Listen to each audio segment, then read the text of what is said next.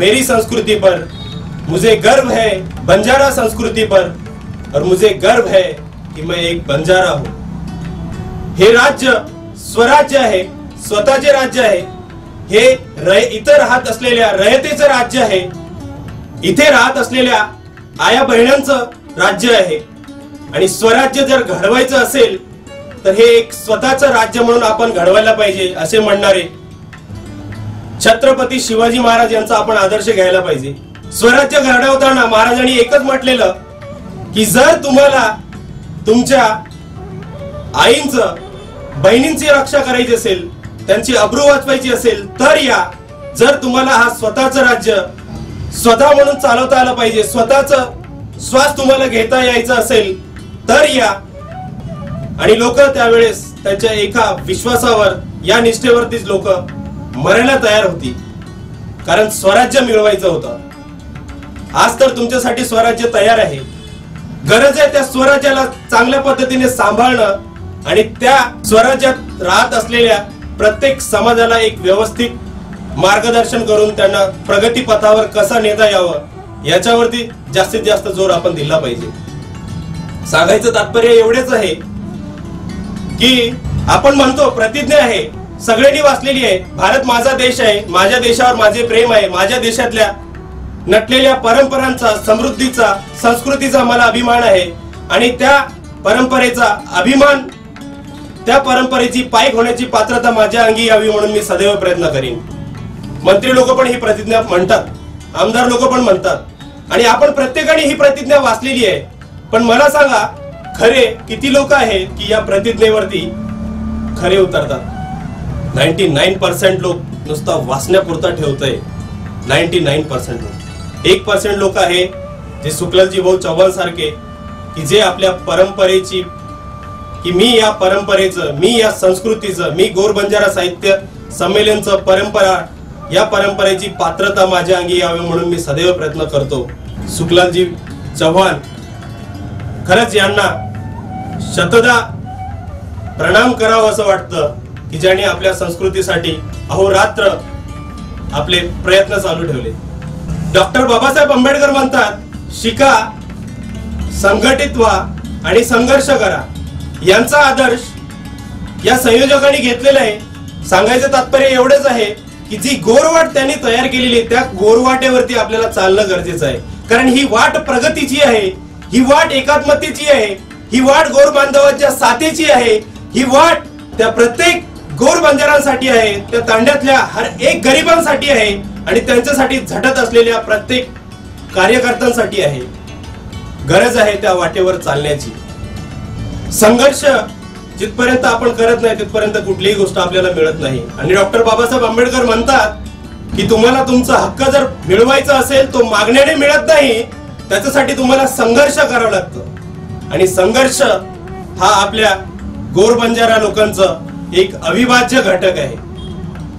इथे संघर्ष खूप होतो, संघर्ष एवढा होतो की आपण एक डोंगर पण फोडून काढू शकतो, पण संघर्ष करायचं कसं हेच आपल्या समाजाला माहिती नाही।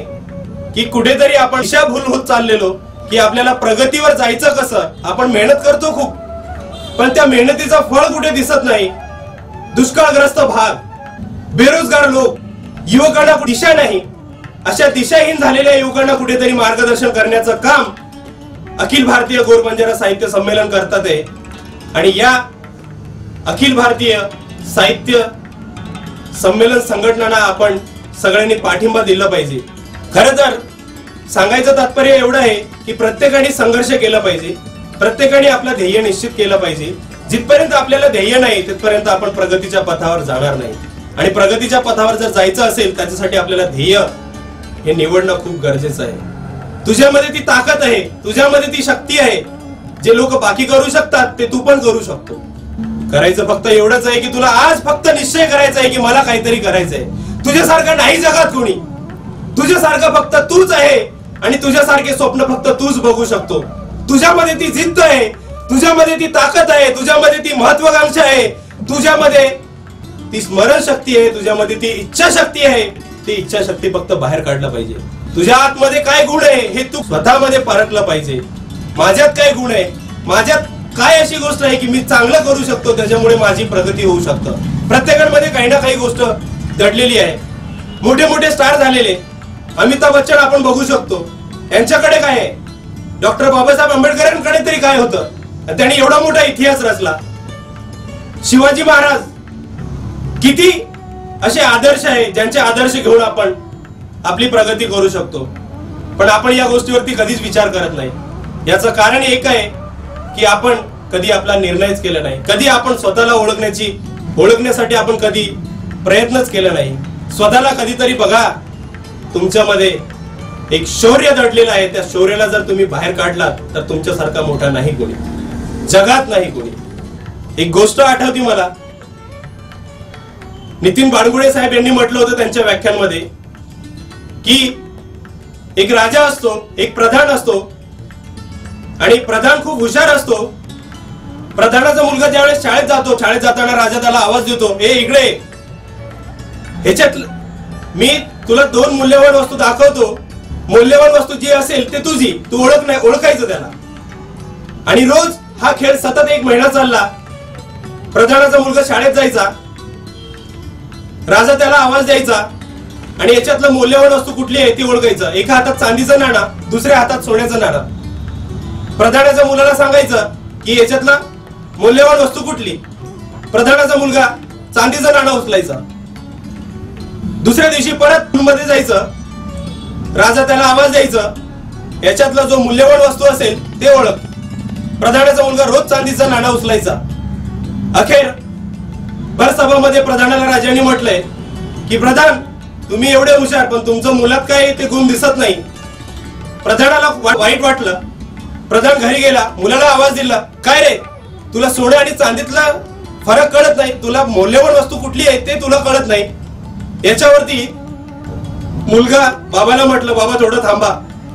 आतमध्ये गेला, घरामध्ये गेला आणि घरामध्ये त्यांनी साचून ठेवलेले जे चांदीचे नाण्याची बरणी होती ती बरणी बाहेर आणली आणि त्या बाबांना सांगितलं की बाबा, तुम्हाला काय वाटतं की राजा मला खेळवतोय? नाही, मी राजाला खेळवतोय.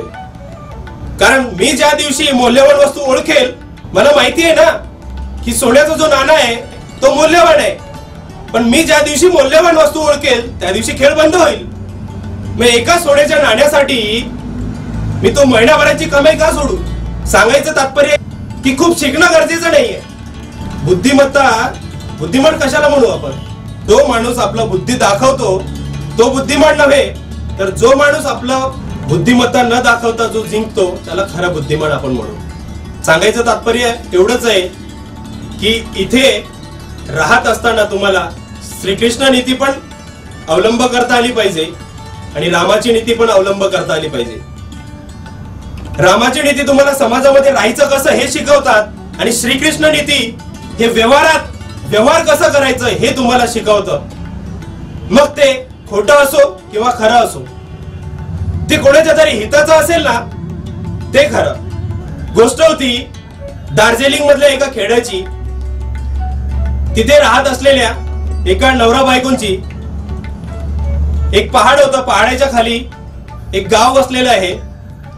त्या गावाला अजूनही माहिती नाही की भारत स्वतंत्र झाला की नाही.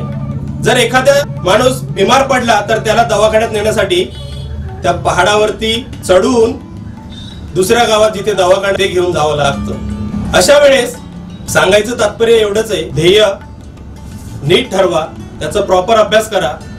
ध्येय गाठताना अडचणी येतील, दगड येईल, दगडावरती उभे राहून आपली उंची दाखवा. त्यांना सांगा की माझं ध्येय खूप मोठे आहे, माझे स्वप्न खूप मोठे आहे आणि माझ्या ध्येयाच्या मदत किंवा माझ्या ध्येयाचा अडथळा तुम्ही होऊ शकत नाही. पुढे चालता चालता तुम्हाला डोंगर येईल, त्या डोंगराचाही नीट अभ्यास करा, वळण घाला आणि त्याला सांगा की तूही माझ्या ध्येयाचा अडथळा होऊ शकत नाही, मी माझं ध्येय गाठणार. ध्येय गाठण्याची ज्यांची प्रबळ इच्छा शक्ती असेल तो ध्येय गाठतो आणि प्रगतीच्या पथावर जातो. सांगायचं तात्पर्य एवढंच आहे की पुढे चालून आपण या बंजारा समाजांसाठी, या युवकांसाठी मोठे मोठे स्टेज शो घेणार आहेत, ज्यांच्यामध्ये त्यांना एक चांगलं मार्गदर्शन मिळेल. व्यवसाय कसा करायचा, बेरोजगारी कशी दूर करायची, दुष्काळग्रस्त भागांवरती आपण क्रांतीचा राजा म्हणून कसं उभं राहिलो पाहिजे याच्यावरती आपण नीट अभ्यास करून पुढे त्याच्यावरती काहीतरी तोडगा काढणार आहे. एवढंच बोलून मी माझे 2 शब्द संपवतो. मैं वह छुई मुई का पौधा नहीं जो छूने से मुरझा जाऊं, मैं वह माई का लाल नहीं जो इन बाधाओं से डर जाऊं. बाधाएं कब रोक सकी है आगे बढ़ने वालों को, विपदाएं कब रोक सकी है पथ पर बढ़ने वालों को. खुद को कर बुलंद इतना कि हर बंदे से पहले खुदा पूछे कि बता बता तेरी रजा क्या है. आज हम अपना एक इतिहास भी लिखेंगे और आज हम एक नया इतिहास बनाने की भी तैयारी करेंगे. जय हिंद, जय भारत, जय बंजारा.